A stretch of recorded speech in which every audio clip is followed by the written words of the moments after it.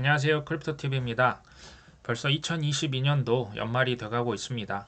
이 시즌쯤 해서 항상 기대를 하고 있는 게 있죠. 바로 산타 랠리입니다. 올해 연말 과연 산타 랠리가 가능할지, 그리고 내년도 반짝 상승이 가능할 수 있다면 그 이유는 뭐가 될지 제가 한번 말씀을 드려볼까 합니다. 이 영상은 크립토 교육 영상으로 절대 투자 조언이 될 수는 없습니다. 참고해 주시고요. 자, 연말 산타랠리가 가능할까? 먼저 그 1950년도 이후로 산타랠리의 발생 확률이 77%나 된다고 합니다. 하지만 지금 뭐 대내외 여건이 좋지는 않죠. 하지만 뭐 생각보다 높았다. 그 이유를 이제 그 기업들에서 이제 연말에 주로 보너스를 지급을 하죠. 그러면 이걸로 보통 개인 투자자들이 주식이나 주요 자산을 사는 경향이 있다고 합니다. 이번에도 지속될 수 있을지는 지켜보도록 하겠습니다. 이를 위해서는 제일 또 중요한 게 12월 미국의 FOMC 연준에서 빅스텝을 할지 0.5%만 금리를 인상할지 0.75%를 또 올릴지 여부가 되겠죠. 현재까지는 0.5% 확률이 78%입니다. 제가 이거 페드 워치에 가서 확인을 했고요. 페드의 11월 그 회의록을 한번 봤더니 페드의 이사들 과반수 이상이 12월 속도 조절의 필요성에 대해서 동의를 했다고 합니다. 근데 아쉽게도 노동지표, 11월의 노동지표는 생각보다 너무 탄탄하게 나왔죠. 이게 좋은 게 아니겠죠. 하지만 이것보다 더 중요할 수 있는 11월 CPI는 12월 13일 날 발표가 된다고 합니다. 그래서 12월 13일 CPI 지표는 낮게, 그리고 12월 14일 빅스텝이 결정이 된다면 산타랠리 가능할 수도 있지 않을까 하는 생각이 듭니다.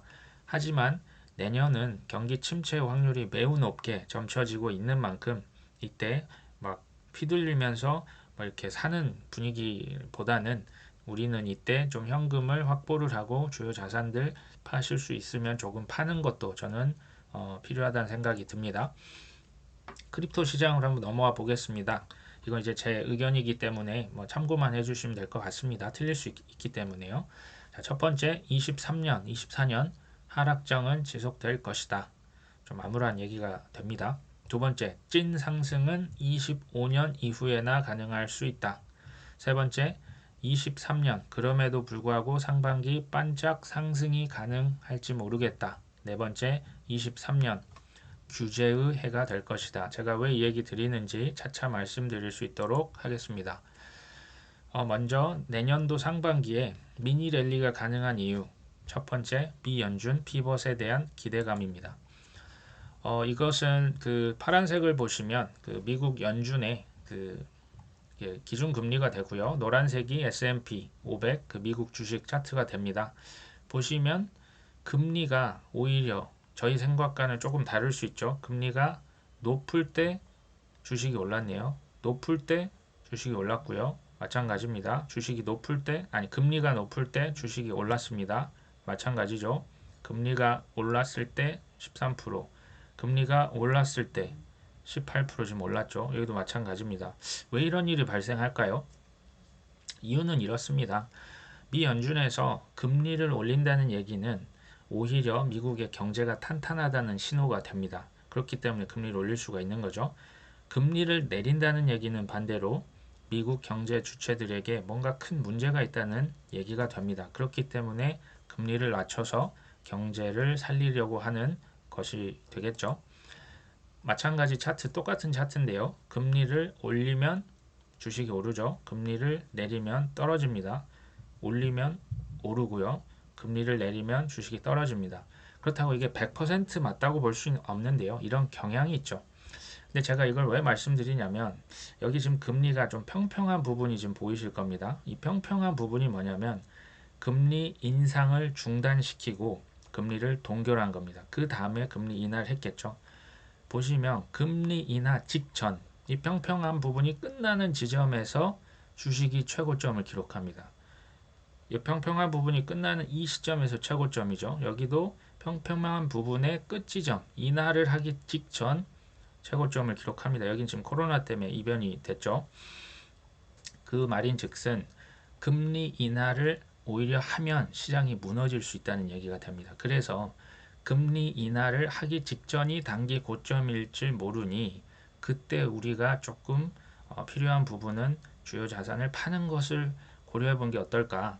지금 현재까지는 12월 0.5% 올리고요. 내년 2월 0.5%, 내년 3월 0.25% 기준금리 인상을 점치고 있습니다. 예상합니다. 그렇게 된다면 내년 4월 이후에는 금리가 동결된다는 얘기가 됩니다. 몇 개월 정도는 금리를 동결시키겠죠. 다시 말씀드립니다. 금리를 인하하기 직전, 금리를 동결했을 당시가 우리가 보고 있는 단기 매도 시점이 될 수가 있습니다. 단기 고점이 될 수 있다는 얘기를 드리려고 하는 거죠. 이게 뭐 1분기가 될지 2분기가 될지 뭐 3분기 넘어갈지 모르겠습니다. 하지만 이 시점, 뭐 주로 한 4월, 5월, 6월을 저는 주목을 해봐야 되지 않을까 생각을 합니다. 마찬가지죠. 이제 86년도부터 쭉 한번 해봤더니 고점에서 주식도 올랐죠. 기준금리가 올랐을 때 꼭집니다. 기준금리 올랐을 때 단기 고점이 됩니다. 주식이요. 그래도 이번에도 우리가 좀 잘 준비를 해볼 필요가 있지 않을까 하는 생각이 들고요. 이건 이제 비트코인 차트죠. 이 파란색이 비트코인의 그래프고요. 이 빨간색은 미국 연준의 기준금리입니다. 2019년 초가 되겠죠. 2019년도 비트코인이 바닥을 찍었을 때가 금리가 최고조에 이르렀을 때네요. 금리 평평한 부분이 끝나는 이 시점, 이때가 단기 고점을 형성합니다.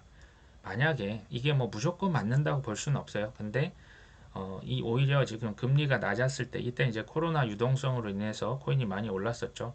다만 지금 엄청나게 올렸기 때문에 어느 시점에서 이게 중단이 될 겁니다. 그리고 이게 금리 중단에서 인하로 가는 이 시점, 이때 단기 고점이 형성될 수 있다. 이거 기억해 주시면 좋을 것 같습니다. 자, 2023년 상반기 코인의 미니 랠리가 가능한 이유 두 번째는요. 스테이블 코인 법이 미 국회를 통과할 가능성이 매우 높습니다. 1순위로 통과가 될 것 같습니다.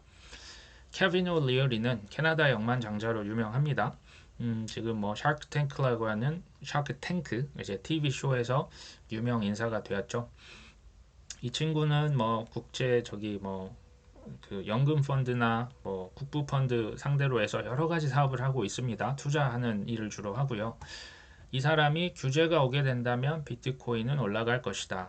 이 사람 캐나다 사람인데요. 미국 워싱턴 DC에 거주합니다. 미국 국회에서 로비도 하고요. 투자도 엄청 많이 했기 때문에 관심이 많겠죠. 이 사람은 코인 투자가 위험하다고 안 하는 게 더 위험해. 왜 그럴까요? 규제가 도입된다면 엄청난 돈이 몰려들기 때문에 지금 할 수 있을 때 할 수 있는 지금 32개 코인 법정 최대치 이미 투자해놨고요. 뭐 거래소나 뭐 서클이나 여러 가지 기업 지분 투자 엄청나게 해놨기 때문에 규제가 통과가 되기를 기다리고 있는 사람입니다. 이분이 무슨 얘기하냐? 스테이블 코인 이제 투명화 법안이 되겠죠. 이 법안이 매우 빠르게 내년 초 가장 빠르게 통과가 될 것이다. 이유는 뭐냐? 미국의 민주공화당 양당이 모두 찬성을 하고 있고요. 두 번째, 스테이블 코인은 이 발행을 미국 국채와 미국 현물 달러로 종이 돈이죠. 그 돈을 담보로 디지털 달러처럼 찍어냅니다. 이게 뭐 신용카드나 여러 결제 업체를 통해서 전 세계에 유통이 되고 있죠. 지금 앞으로 더 될 겁니다. 그래야 세계의 기축 통화로서의 위치를 유지할 수가 있습니다. 단적인 예로 세계 무역에서 미국의 달러를 쓰는 비중이 이전에는 90%까지 갔었죠. 지금은 40%대까지 떨어졌다고 합니다. 큰일 난 거죠. 이거를 통과시켜서 달러의 그 위상을 더 가져가려고 하는 거 정치인들도 좋고요. 경제인들도 좋게 됩니다. 월가는 이거 이미 알고 로비를 끝내놨죠. 그래서 통과가 된다고 하는 얘기가 됩니다. 이건 코빗 리서치 센터 그 정성문 대표님의 보고서를 제가 인용했습니다. 마지막 보시면 제도권화에 힘입어 스테이블 코인이 성장하며 가상자산의 시가총액이 반등할 것으로 전망한다. 무슨 얘기냐? 스테이블 코인이 성장을 하면 가상자산이 오른다는 얘기입니다. 왜냐하면 스테이블 코인이 주로 이게 뭐 여러 가지로 쓰일 수 있지만 이걸로 코인 사기가 되게 편하거든요. 그래서 스테이블 코인이 늘어나면 시가총액이 늘어나면 주로 이 돈이 가상자산으로 들어올 확률이 매우 높아집니다. 이건 사실 뭐 은행이나 기업들에게는 매우 수지 맞는 비즈니스가 될 수가 있고요. 뭐 코인을 사고 파는 것뿐만 아니고 대출, 뭐 디파이도 할 수 있죠. 환전, 송금, 뭐 결제, 청산, 뭐 국제 무역, 뭐 여러 가지로 쓸 수 있기 때문에 여기에서 막대한 수수료가 발생합니다. 새로운 신규 산업이 될 수가 있겠죠.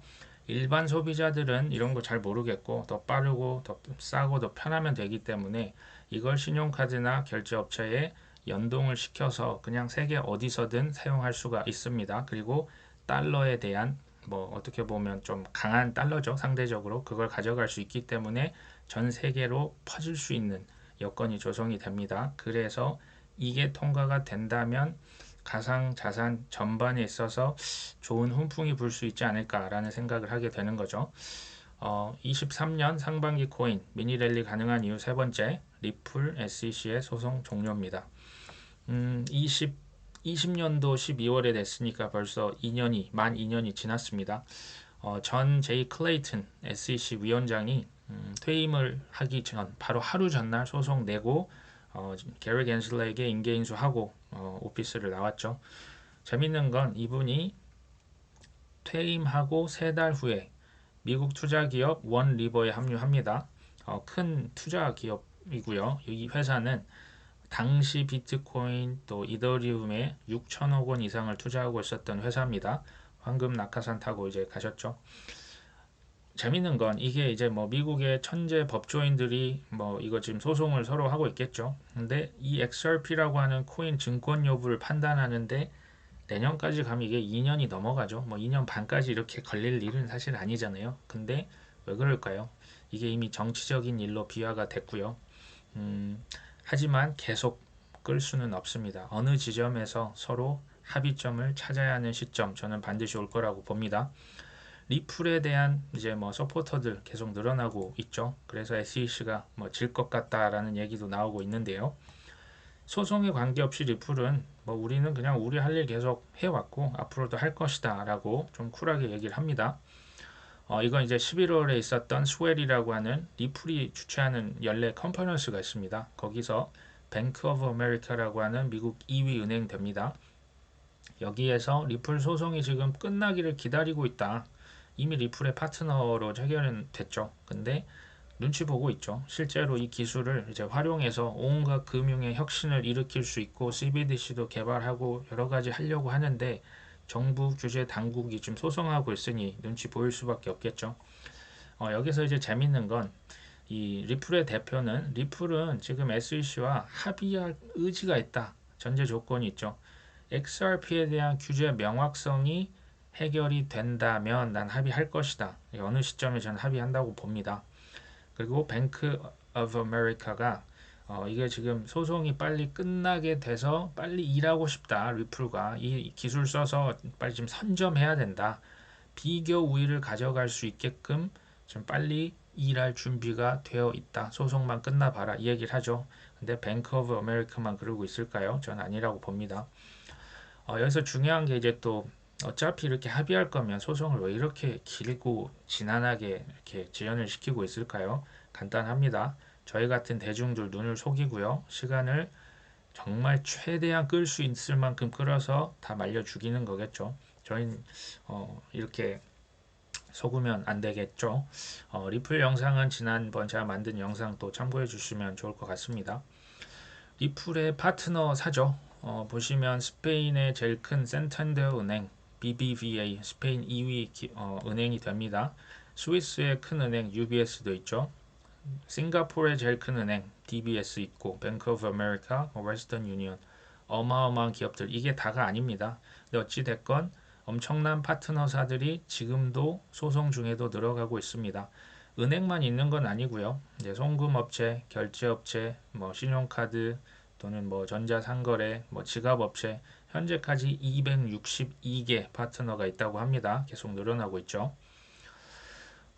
올해만 해도 콜롬비아 정부, 리투아니아, 브라질, 싱가포르, 또 모로코 은행 파트너십은 계속 늘어만 가고 있습니다. 저는 이 소송이 종료가 어느 시점 내년에 된다면 리플은 단기로 최소 5배에서 10배 이상 급등 가능하다고 봅니다. 그러면 스텔라도 아무래도 같이 오를 거고요. 이게 가상자산의 전반적인 훈풍을 가져올 수 있다. 이렇게 생각합니다. 이때 좀 파시는 게 전 좋다는 생각이 듭니다.